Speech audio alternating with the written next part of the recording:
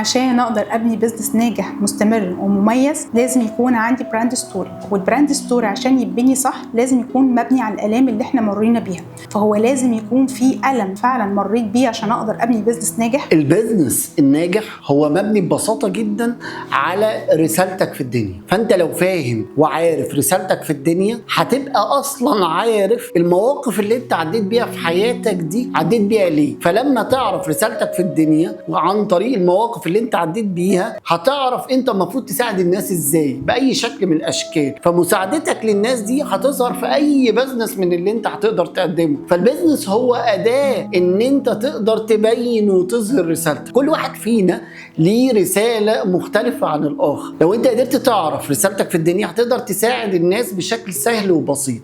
ولو قدرت تعرف رسالتك في الدنيا وقدرت تساعد الناس بشكل سهل وبسيط هتقدر تبني بزنس ناجح تساعد بيه ناس اكتر بكتير. وهنا هيبقى في وفرة في البزنس، وهيبقى في وفرة في اللي انت بتقدمه وفي المنتجات والخدمات اللي انت بتقدمها، وهيبقى في وفرة في التيم اللي بيساعدك، وبالتالي هيبقى في وفرة في الارباح الخاصة بالبزنس. فالبداية الصح للبزنس ان انت تعرف رسالتك في الدنيا وقادر ان انت تحطها وتبينها في البزنس اللي انت بتقدمه. ده اللي هيخلي البزنس يروح في حتة تانية ويستمر ويكبر بشكل مختلف.